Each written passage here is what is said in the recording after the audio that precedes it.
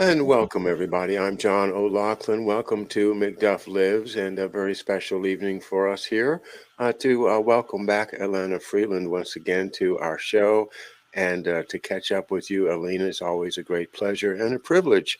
And so, welcome, and how are you doing this evening? Well, it's my birthday was yesterday, and I had a lovely little party with about a dozen friends, and I'm feeling very good. I mean, how can you feel otherwise on your summer solstice birthday with such wonderful people? Very nice indeed. Yeah, summer solstice birthday. That's great. I always like. I wish I got. I have all these seeds that I still haven't planted, and I'm like, I wish I had gotten these in before the solstice. But I'm not much of a gardener. Are you? No, and I used to live in communes back in the 60s. I lived in 5 communes, and some better than others, but we were all back to the land. And I learned a lot about gardening, farming, um, harvesting, planting. It was great, and I tried to fool myself into thinking that I could live that as a lifestyle. But I've always been too much in my head. Yeah, yeah. Um, oh, it's fun to talk about that stuff. Of course, we had communes down here in Virginia and in the mountains in West Virginia back in Sure, those you days. did. Yeah. Wasn't part of it, but I had friends that were involved in it, and yeah, it was a gosh, young people are trying to get back to nature and do things, the right Exactly. way, We were all trying to find our way in a culture that we could tell had been completely overtaken by the establishment, is what we called it then. But now it's more like, I would say, AI that it's being taken over by, which is a couple, 3 steps beyond establishment, i.e., corporations. But we were very dedicated, and it was not. Some of those people still kept with it, didn't they, John? I mean, I obviously didn't, but I learned a lot by living in group situations with people that I thought I might know, but I really didn't know. And then I got to know them through living with them. And you go through the whole thing of like a family, but there is no father, there is no mother, and you can always leave. It's not like blood relations where usually you really can't leave very easily. But I learned so much by living in those communes. Well, I didn't,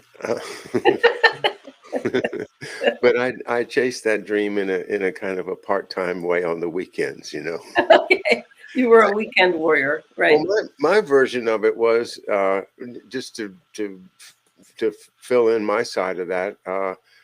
I was in college, graduated in '74, so that was kind of a real hopeless era.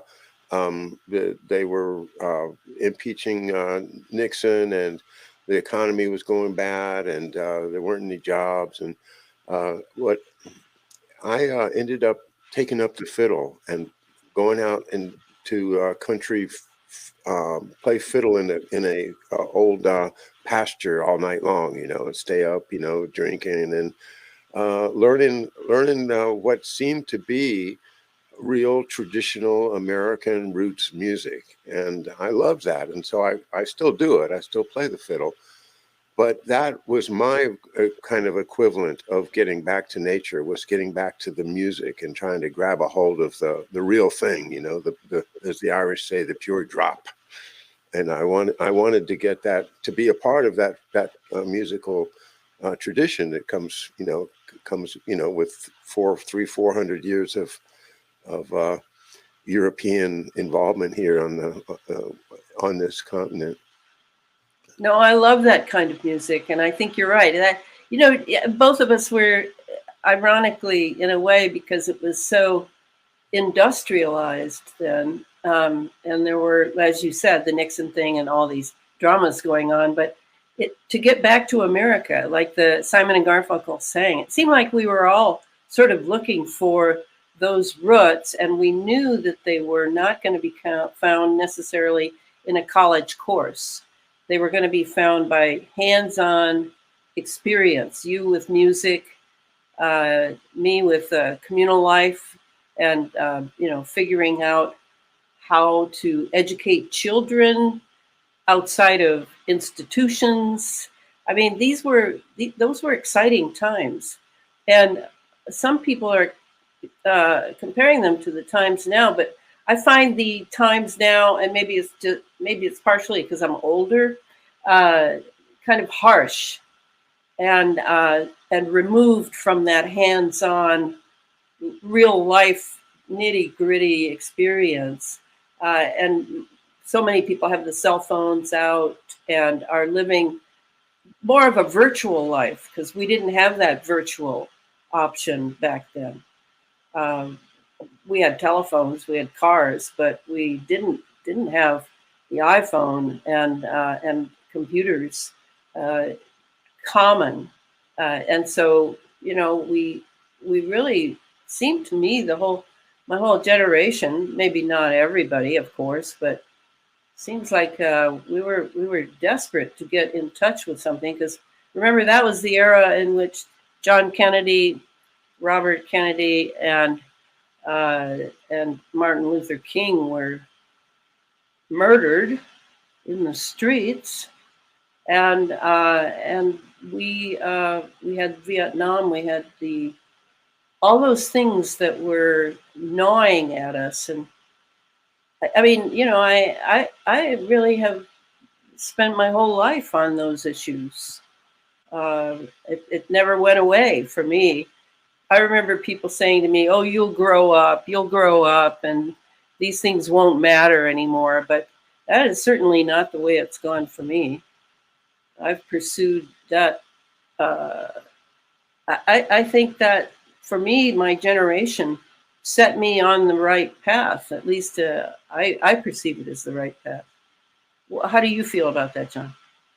Well, one of the things that comes to mind as you compare those days to now is one of my big themes recently is critical thinking. And when you mention iPhones, it reminds me of the quote about how people will come to love the machines that take away their ability to think. Yes. And this is what Siri is. And if you need to know, what how high Mount Everest is, and you just say, "Hey Siri, how high is that Mount Everest?" Well, then you're never going to learn anything about Mount Everest because you're just going to call Siri every time you need to know something about everything. And they're training us. Yeah. The kids are and Wikipedia. All of the. I mean, they even tell you by putting the digital book product and calling it Kindle. What do you think Kindle is for? It's to start fires. What are fires for? It's Fahrenheit 251 or 451. Yeah. It's like saying, hey, we're going to burn the book. So, so that really impels me to keep buying books. That's one of the big things that I do. And I appreciate the convenience, but I was thinking, I used to have to travel to go to a bookstore where I could get something, that I might learn something new. There was like one bookstore in DC. There was when I was in college, there was a bookstore where you could get like something by Ezra Pound or something that, just completely out of the mainstream. And so I was fascinated with that idea. And so I would buy that book and I would take it home and I would study that book and I would read it and I'd think about, what's the context of it. And that's a totally different experience from somebody saying, "Hey, you ought to check out Ezra Pound." And then you get your iPhone out and you say, "Well, okay, Ezra Pound, boom, boom, boom. Okay, here he was, blah, blah, blah, got locked up in St. Elizabeth, blah, blah, blah." But it's a totally different experience. And I think that the difference is that when you read a book, you engage your mind and you wonder, does this make sense? Is Is this a credible narrative? And all other kinds of just engagement of your thinking process that, you can even read it in Huxley and other places that they've planned this to take away our critical thinking skills. And well, enough out of me, but that is absolutely one of the horrors of our present day is, and it's been going on for 100 years or more now, that they don't want people that think, they want people that will work. But when I think back, I would say, I mean, I wouldn't say 100 years for what you're saying. I would say I definitely saw that happen, the dumbing down of America in a real way. In 1973, I saw college courses were changing. I've always been interested in education because I am a teacher, and I saw it happen, and I saw that it was intentional. I remember reading, I can't remember the name of it. It was a huge, super fat thing that I found at a used bookstore about American education and how the government was changing it. And it was around 1973 that I saw that manual. And I bought it and I went through it, big fat thing, full of masses of words, basically a program to begin programming us is how I saw it. And that was 73. So much happened in 73 that in my series Sub Rosa America, a deep state history, where I go and look at America from it's a fictional book, but it's really a history book. I think I've probably talked to you about it before, John. People don't hear about it much because I'm like Miss Geoengineering now. So nobody remembers that I cut my teeth on, and it took 10 years of research. I researched MK Ultra, the CIA, the deaths of the three kings. I went full out to figure out what had happened to America. And one of the things I kept coming across in my endless notes was 1973. I don't know what it was about that year, but so many things, so many decisions were made about the direction that America would be taken in. And that to me was the death knell for thinking. And you're right. I rarely meet anyone. I've learned to live, the way I put it is this: you're back east, so I always have this idea that you have way more culture than I do, because I'm out here in the West where it's very interesting and there's lots of strange things going on, and there's wonderful people and environmentalism that's not taken over, and there's a lot of wonderful things. But one of the things that is not out here, at least that I've been able to find, and I've taught in the local college, Evergreen State College. I've taught there. I've taught in the community college level. I've taught, I've talked to people who have some education. Is culture. Ezra Pound, you said. Mm-hmm. I don't think you'd meet one person in the streets here who would even know who Ezra Pound is. Honest to God. I know. It just sounds unbelievable. But it's as though the liberal arts education that was so excellent in giving you just a smattering of how that European inheritance worked here. Just that. Not to say it's the best thing in the world or, better than Marxism and all the things they're doing now in the university campuses, but just to say it gave you a broad view of how an educated life could look at the world. And then you just go from there. And when I was in grad school at St. John's College in Santa Fe, it's the Great Books program. It's fabulous. It filled in all the gaps that I hadn't filled in with my college education. And my professors were great. And your grade didn't depend on how smart you were about secondary sources. It depended all on how you were reading primary sources for your reading list that you had for the week for seminar. And so you had to be able to talk ideas, and you had to be able to explain them and be queried about them. I mean, it was the real deal for thinking. And boy, am I glad I did that. It was very expensive. And I'm not rich, but I was able to over time pay for it. And then I got scholarships and things for those 2 years. But I learned to think, and I didn't know it would be the portal to loneliness, John. I really didn't know. I didn't know that I would suddenly be, sort of kind of scary to people almost, that, I have this breadth of knowledge, and everybody thinks, that means you're a genius. Well, I think what it means is that I was a real reader. I read my whole childhood and adulthood. I mean, that's why and then we can stop talking about this. That's why I'm going to write my autobiography. I've decided I'm going to do it, because that kind of life is over. It is over. Here comes AI. Here comes the virtual world. And I believe it's going to be a long time before we find how to be human with AI. Not that AI is superior. I don't believe that at all. But it certainly is impacting the human life. And, that's why I write about geoengineering, because all the weather is controlled. I'm serious. All of it is controlled. Take my word for it, or don't take my word for it. I don't really care, because I prove it 6 ways to Sunday. And it's all done primarily by AI. So that's going on all the time around us, along with the electromagnetics, along with the chemistry, along with the nanoparticles that we're breathing in.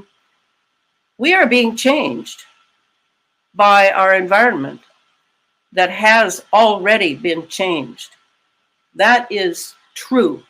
And so now, in the last 3 years, here comes this, the addition of an inoculation or of several inoculations that are really doing the same thing, sort of maybe putting the icing on the cake, or maybe adding an element by which we will now be plugged into the internet and therefore the AI systems.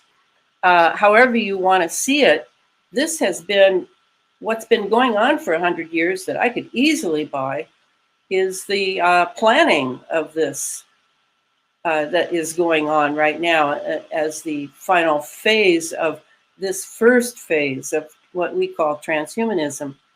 I think that's true. But the first thing that had to happen was they being, I think, of the global elite, whatever you want to fill they in for. We all have a sense of a they. They are distant, we know that, but they are powerful, we know that.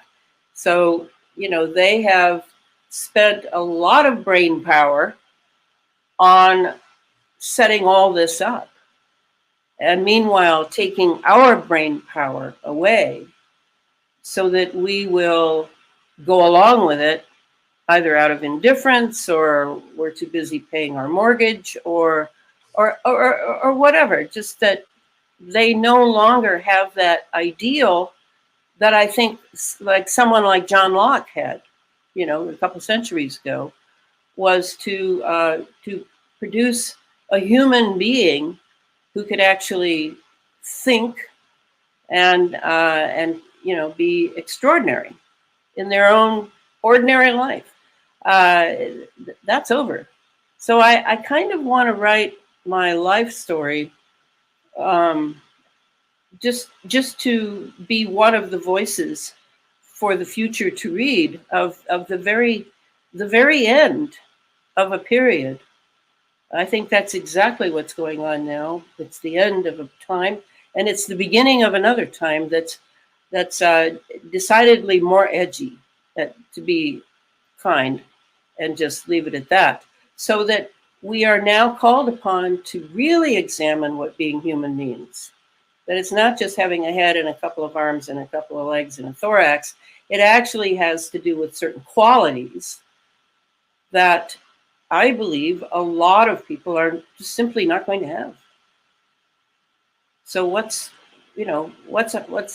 next for us from our side, our common person side, not just American, but you know, everyone has to really look at that. And I tend to think of that as a good thing, that we have come to an impasse for a certain type of human being we have become accustomed to. And there are good reasons for being that kind of human being as far as virtues go. But now we have a whole other segment of humanity with tremendous power over resources that is obviously edging us toward being another kind of human being. And I think the inoculation drama that we've just been through and isn't over yet, I think that's what it signifies, is that, you know, this great division now between the non-inoculated and the inoculated, that's a real division. And we're not making it up because it means something. We just don't know fully what it means yet as this all unfolds. I am a fan of the work of biologist J.J. Couey, whose work you can find at Gigaome Biological on Twitch, which is another of the many channels that have popped up to try to fill the gap that YouTube is creating by censoring everything we try to say. And what he said resonated with me very strongly was, in terms of biological experimentation, the goal is to eliminate the control group. And I'm thinking, yeah, that because they don't use a control group, and they don't do proper testing at all. No. But and that's because, you know, they don't really want to know whether it's healthier to not take the jab than it is to take the jab. So they don't do that test. But now we have all of these. Well, it's so laden with story and counter story and counter story that is built in to the distraction. The distraction is there to try to confuse us so that we give up and not try to figure it out. But I'm troubled to hear you say that this is it's over. You know, the era of educated critical thinking, the Western tradition, if you will, is now over. It's not over for them. You know, they're still going to have their Shakespeare and their Schiller and their operas and their, you know, Verdi and everything. They'll have it. They'll have access to all of the culture that they want. But that's not for us. You know, we're getting cut out, and that's I'm fighting back. I'm not accepting it. I think as to the loss of the ideal of humanity, and humanity as a unique creature, a unique creation, that has a role that is unique in the universe, in that we can we can do productive things. We can put together industries. We can do things that, because we have a great ability to calculate with our minds and an ability to speak and cooperate with each other. You know, we can build, you know, 10 million man armies and take over continents. We can do incredible things with the power just of the brains that we're given. The idea of transhumanism grows out of the idea of some people are inherently better than others, and those people that are the ones that should rule, and they should be in a position to decide who lives and who dies, because anybody that is of a lower caste or lower social, lower ability, in other words, subnormal, is to be managed and to be culled as necessary. And this is the great divide that I see now, is that this elite blob, and Dr. Shiva, I don't know if you run into him yet, but he calls it the swarm. He says it's a swarm, and what it is you think of the marmorizing of the birds, that you see them all of them turn at once, and all of them turn the other way at once, and how do they do that? Is it telepathy? How does that happen? Well, the elites seem to be a swarm too. They work together. They don't fight against each other. They sense which way they're going, and they all go together at the same time. And even if they're ostensibly fighting with each other, that's just an entertainment match for us, or maybe it is a joust to see which knight is going to be the stronger one, and he gets the prize. But all of this stuff is theater that is thrown at us in such a way that we can't see through it, and we are kept bamboozled by divisive media. The social media in particular, they have this terrific way to control who sees what. And I think not only are they sending us what they want us to look at, they're then listening to us and watching what we watch to create a feedback in which we can actually allow ourselves to just become a part of this singularity, if we're willing, if we allow it. And it's so seductive. And if it's seductive to me, and I've had a pretty good education, imagine how seductive it is to a 10-year-old who really is not aware of the danger of becoming part of the cyber reality and losing the opportunity to live a real, genuine life. And that's the medical side of it too, Elena. Is that obviously they don't want us to have natural immunity anymore. That's right. They want our immunity to depend upon them. And if we don't go to them when we're summoned every 6 months or so and roll up the sleeve, then we're not going to have it, and some bug is going to get us. This is not acceptable. I have to fight back, and I wanted to ask you tonight, in terms of what do you see that we can do to either raise the education level of the American people, or otherwise attack the problem in some positive way?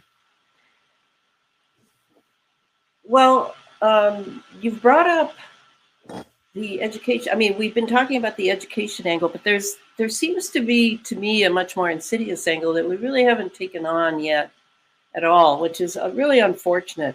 Even though I've been, I was giving lectures back in 1980 in Seattle at the public library at University of Washington Extension Program for adults, based on having read Jerry Mander's 4 Arguments for the Elimination of Television.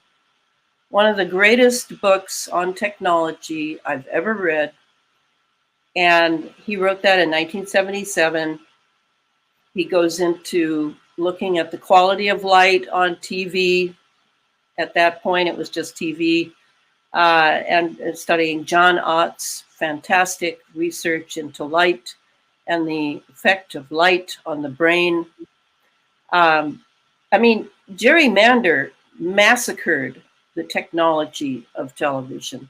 He was serious. And he has this great epilogue in which some TV host, late night TV host, calls him and says, "Wow, your book is selling really good." And what a laugh. 4 Arguments for the Elimination of Television. Ha, ha, ha. How about coming on the show? And then you'll sell a whole lot more books if you do that. And Jerry says, "Well, wouldn't it be sort of odd for me to come on your show to sell books, recommending that people throw their TV out in the morning and throw it in the trash? Wouldn't that be odd? Not to mention a sellout." And since that book, I have read and studied much more about technology regarding the TV, Well, compare the TV with the radio, where you're listening on the radio, or the shows now on the internet that have no video, and you just listen, and then you create your own pictures in your mind of what you're listening to, compared to the television, which pre-packages what it wants you to see and hear, and you're subject to that. And meanwhile, the way the old televisions work too is the cathode ray is like zapping straight into your retina, and i.e. into your optic nerve in your brain. I mean, we have been programmed ever since they gave us TVs back in the 50s. And the TVs have gotten more and more sophisticated. And now we have another type of TV that is connected to the internet, namely the computer, which, has the visual, has the audio. And then we have the iPhone, which is just a smaller version of the computer, with unfortunately, with a type of antenna I'm very familiar with because I've studied HAARP, the High Frequency Active Auroral Research Project up in Gakona, Alaska, which has the same kind of antenna, the phased array antenna, which is terrific at forming very strong beams that will just laser into you as you look at them. So I think we have this big fish to handle, John, if we're going to look for a positive outcome. And I always talk about it on my many radio interviews is, when it gets to, well, gee, Elana, what can we do? Well, the first step is take a good look at your particular electromagnetic footprint in your home and your lifestyle. What are you doing with those? Do you own, an Alexa or whatever the other one is? Do you have a baby monitor in where the baby is that lets you know when the baby is awake? How extensive is your love of these toys that seem innocuous, but are anything but innocuous? And that's the first thing you've got to do is come to terms with your addiction to, and it is an addiction, your addiction to electromagnetic toys that if you do just a little bit of history, you'll find the military was developing first. And the military kept its toys, even the TV, for 30 years, for a full generation before it gave the corporations a chance at making money by selling them to citizens. So, you have this, what the military very nicely calls dual use technology, which is basically all your toys. And, you need to come to terms with those because they are taking over your life and your brain and your ability to understand and comprehend your common sense, which, very few people have much of anymore, just common sense, not intellectual at all. So that's a huge thing. And so that's why when all these candidates come forward, right, Trump and Bobby Kennedy, and probably going to be a whole host of others, I don't get too excited because there is so much matrix stuff that we're going to have to grapple with, no matter what one individual sits in the Oval Office. It really doesn't, it's not going to solve that. And those have become so huge now. Telecom corporations, social media, Google was started by the CIA. The CIA and In-Q-Tel, its business arm, In-Q-Tel, are own just about all the majority stocks in all the major corporations now. I mean, back when Harry Truman had second thoughts about having allowed the CIA to exist in 1947 under the National Security Act. Yeah, that was a good thought, Harry.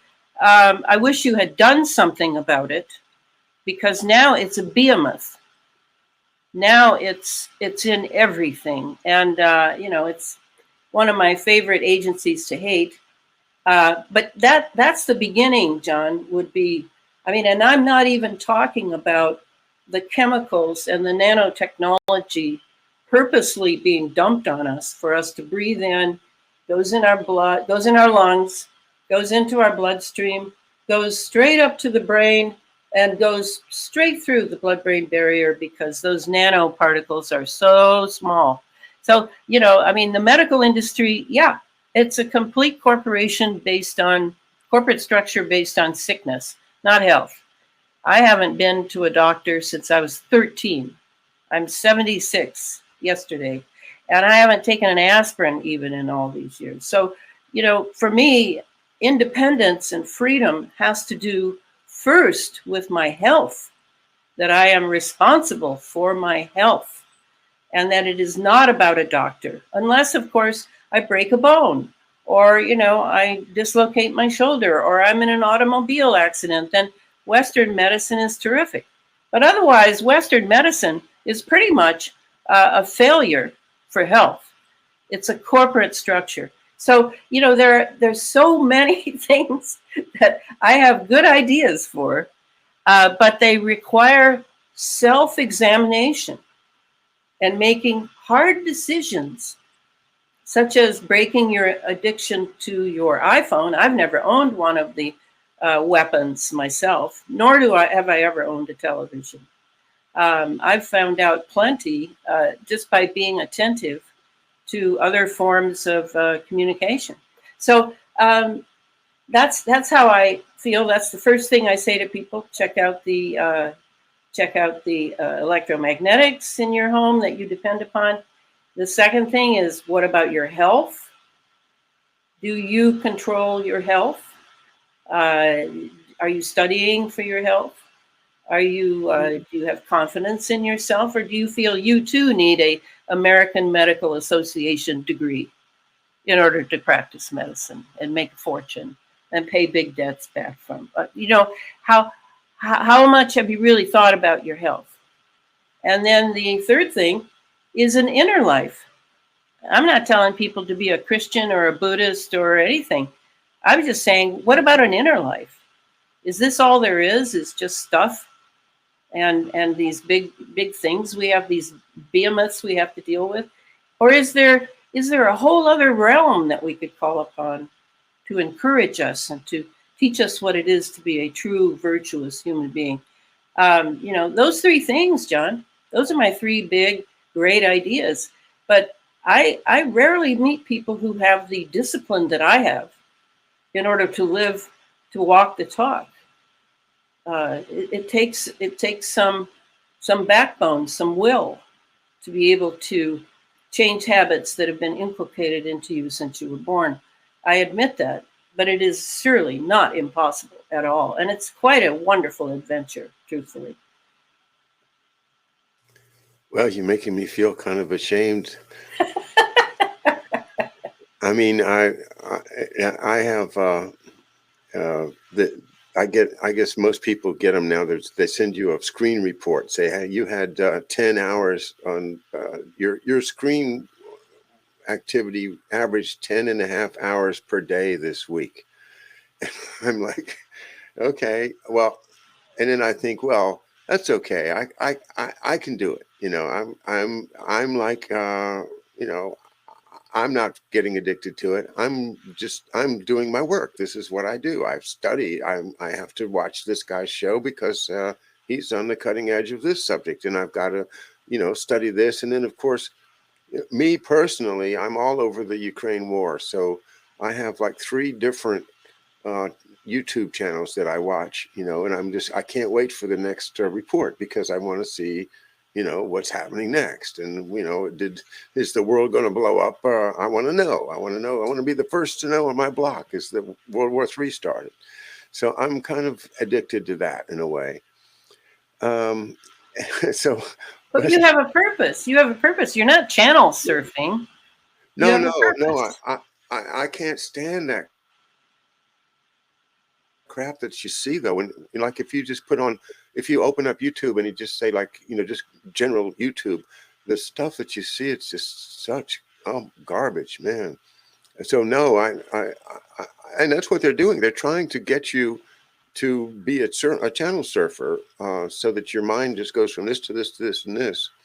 There's a quote from Winston Churchill that I was reading today, and I was going to actually steal it out of this. It's from the book Dope Inc. by the Schiller people, the LaRouche people, and it's quoting Winston Churchill saying, and of course he was a newspaper man. He covered the Boer War and very pro-British, but he recognized and wrote this sentence that said, in essence, that a dictator can easily manipulate the people by creating uh, numerous stories that follow after another in such a way that the people are completely unable to follow what's going on, and so they detach themselves, and you can lead them wherever you want to. Mm-hmm. And he said that in like 1910 or something. So, Right. and then from there, of course, you know the story with Bernays and Walter Lippmann and the whole Tavistock and all that. I mean, this is real, and Yeah. the American people have been under this Yeah. this kind of cabal of psychological manipulators ever since Woodrow Wilson. I mean, that's why I say it has been going on a long, long time. And, Mm-hmm. the generations of these manipulators, the same families seem to turn up. But anyway, I wanted to get back into some of your great work, and uh, your field is so you have your arms around an awful lot of stuff, and I just can't do it all at once. But I wanted to look at the question of the satellites that are being put up there by Elon Musk and other things that from your work on the ionized sky and planetary lockdown. Uh, is doom impending, and to what extent do you see this kind of technological or technocratic uh, uh, web or net being woven around the globe, a control type of net based on satellites and radar and etc. Not my specialty, but I want to hear what you have to say about that. How close are we to them just saying, okay, we've now got a satellite aimed at everybody, so don't screw up, or because we'll zap you right away. Well, the satellite is just a part of it, John. I mean, the book that you named, Under an Ionized Sky, book number 2 that came out in 2018. That's the one in which I was greatly guided by a guy named Billy Hayes, who is known as the Harp Man. And Billy and I became very close. Yeah, that's the book. And he led me through that. I had already written Chemtrails, HARP, and the Full Spectrum Dominance of Planet Earth, which is sort of a primer about what they now call climate change and global warming. Actually stemmed from a classified program called Project Cloverleaf. And that's the one in which HARP was brought online. HARP, the High Frequency Active Auroral Research Project. It's a huge ionospheric heater up in Gakona, Alaska, and has a tremendous power quotient. What they were able to do, just let me cut to the chase. What they were able to do by 2013 was they were able to control the ionosphere, which is about starting at about 24 miles up to all the way up to when it merges with the magnetosphere, which goes all the way to 22,000, I think, kilometers up. I mean, this is all part of these sheaths around the Earth that are there, and and we're not feeling the wind in our face as we speed through our section of the universe. but we have these sheaths around us, and these sheaths are connected to the Earth. And there are parts of them, like the magnetosphere, is magnetic. It's magnetic, and it produces this magnetic grid under our feet that we rarely know much about unless we visit, like, one of those special places in Missouri I went to once, where you pull off the highway. It's got a big sign, and you pay a few dollars, and you go in, and you actually experience an anomaly in the magnetic field, where you're standing and you think you're standing vertical to the Earth, but you're really at an amazing angle. And you can walk along and you feel like your legs are just weigh 1,000 pounds each, where you can actually experience the magnetosphere and the impact of it in the magnetic grid going up through your legs. And that's a bit of realizing you're a spaceman. You live on a planet speeding through space. There's not many ways we can really have that as a sensibility. I think if we had it as a sensibility, we would have awakened, at least more of us would have awakened much sooner than now. Like 25 years ago, when they started this Project Cloverleaf, which has everything to do with control over the ionosphere and utilizing the ionosphere as a weapon of war. The other thing that they control, and you can count on it, is they control the jet stream.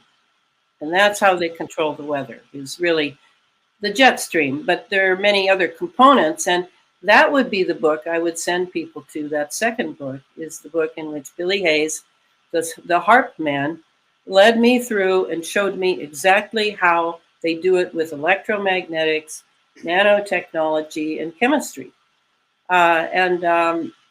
Billy was invaluable to me, but he had been controlled by the CIA since he was born, and he was what's known as an MK Ultra. He had been mind controlled from very early on, so that when I had to ask Billy a question about electromagnetics or how radar works here and why this radar is different from that radar, all these, just an endless bunch of questions that I had to get straight in my mind in order to write about it, just for regular people, not scientists. Billy is just like an encyclopedia, or like Alexis, right? You ask him the question, and boom, the answer is there in detail, in length. Because Billy, that's part of his MK Ultra programming, is he was programmed to memorize all of the components of the installations he worked on for the U.S. military in 240 installations around the Earth.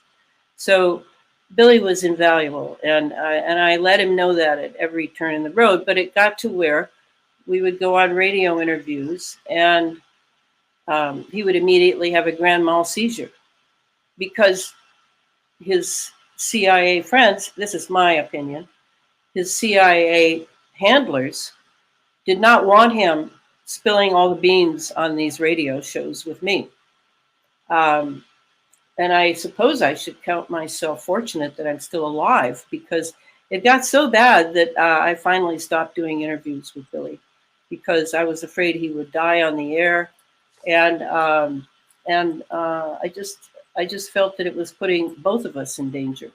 But he helped me through the book, and the book is very valuable for understanding that, to answer your question, John, how all that space fence lockdown is working that I put into the title of that book. It's a done deal.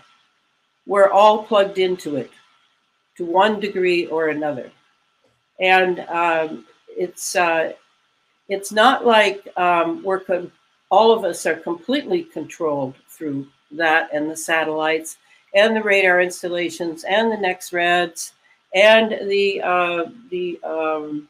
various types of wiring that we're accustomed to, and all the nanotechnology now, the nanosensors that are everywhere. Then we breathe them in, and they're in our bodies. It's such an endless array of of components. It's not like just a couple, three things that make it so that this is the environment we now live in. That's the important part. They don't want regular humans living in this world.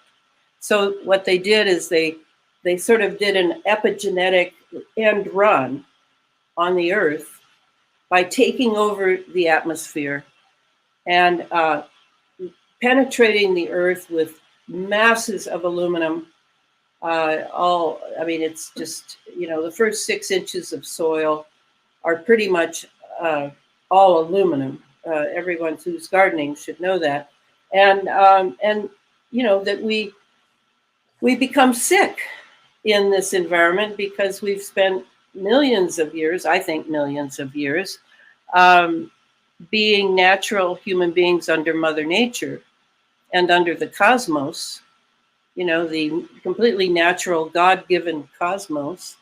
And now we're expected to survive in a world that has been pretty much poisoned, but not necessarily to destroy the Earth, but to turn the Earth into a machine and to make sure that we, the humans, are also machines.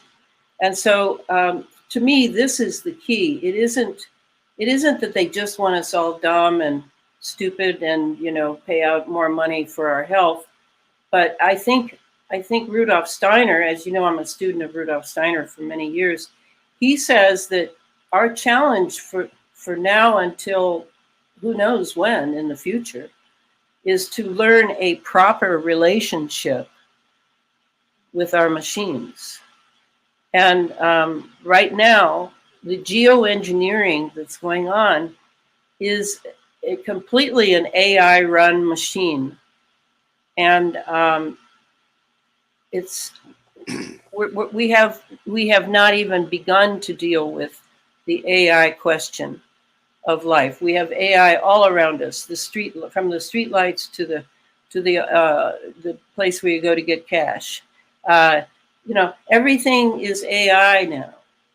And in a way, looking at the lack of true government that we've had the last 3 years while this so-called pandemic has been going on, I would say that, I don't know that we would have lasted these 3 years without AI, because certainly no one was home and running anything that I noticed. So that's sort of, to me, that's what the geoengineering piece of this puzzle adds, and why I keep persisting and yelling about it and writing books that, are very daunting for people to read because they can't think anymore, is to make sure you understand that the environment has been the first prisoner taken captive by the elites. And it's been done in such a way that you're blaming carbons, which is a joke beyond belief, because carbons are exceedingly important to the real life cycle. And it's sort of like a tremendous joke they played on us by choosing carbons to bear the brunt of our guilt, because carbons are the lowest they've ever been now on the planet, and that's not good. And then the trees are dying, and they're the ones that help to produce what we need for life. So I think by making us stupid and then telling us the opposite of the truth and saying it's the truth in science, which none of us really, a lot of us simply do not study because it's hard, I assume. I think they've been able to sell us what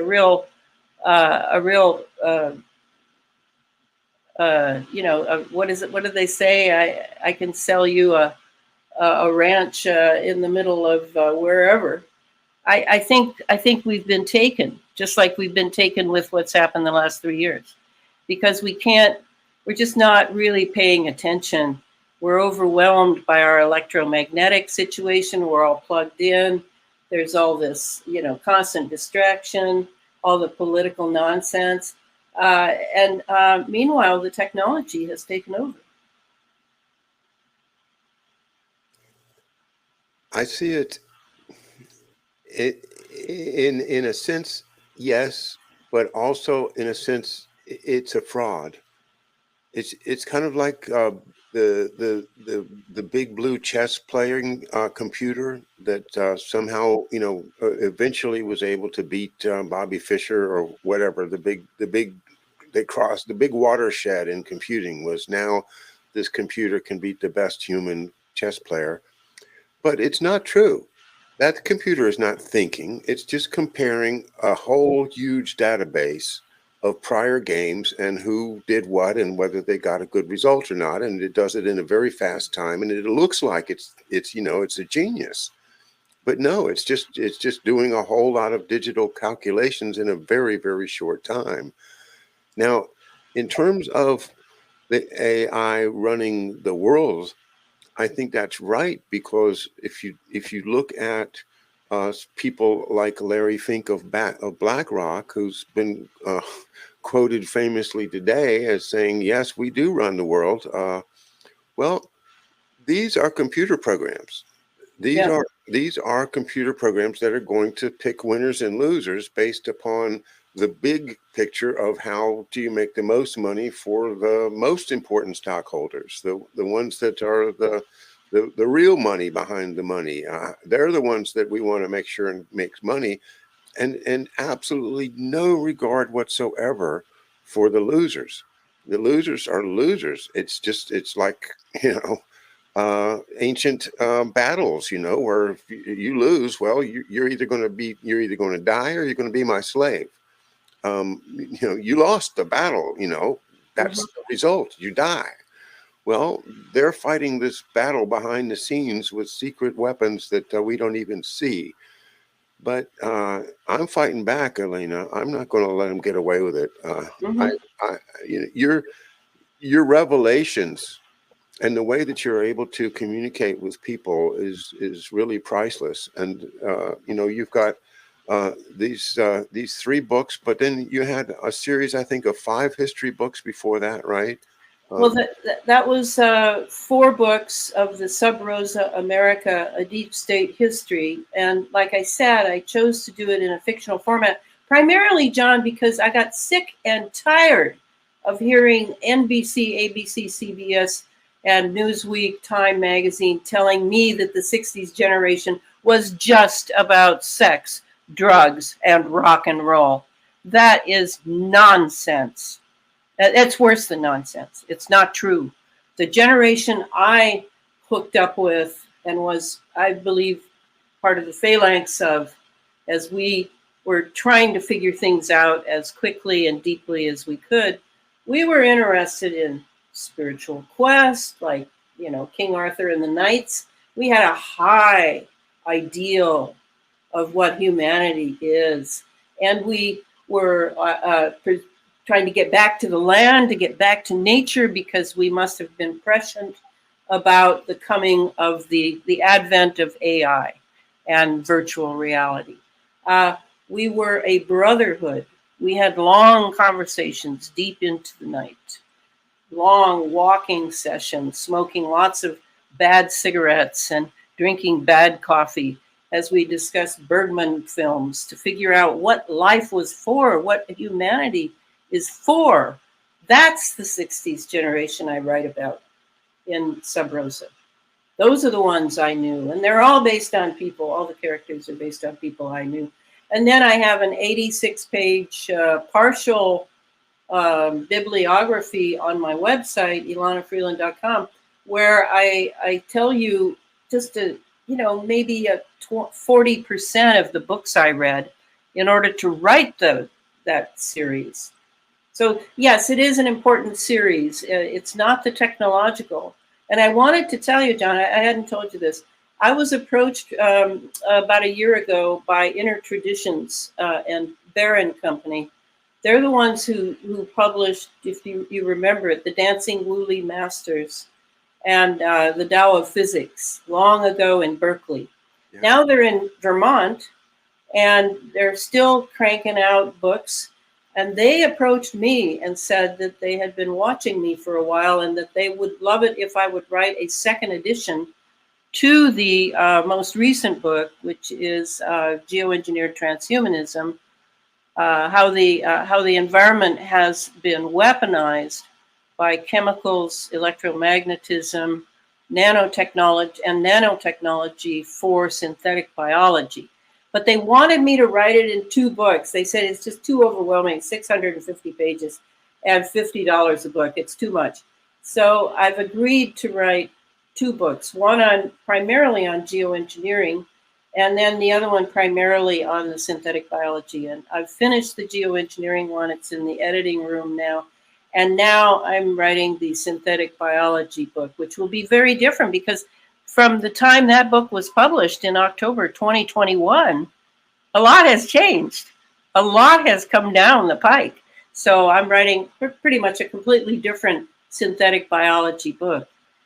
But I want to prepare people, to give them the chance to be prepared so they can understand what's going on and not fall prey to fear, as we've seen the media use prolifically these last 3 years to make people afraid. And I really, you can't think at all if you're afraid. You're just going to do what they tell you to do. Those are some wise words. And Elana, thank you so much for joining me this evening. And again, happy birthday to you. Thank you. For all your good work. And I'm very excited to hear that you've got some new books coming in your mind. And hopefully you'll be putting them together for us to read soon. Thank you very much, Elana. Thanks, John. Always a pleasure to talk with you. Okay, and likewise. Okay, guys, we'll see you all tomorrow, 11 a.m. for the chat, and have a good evening. Good night.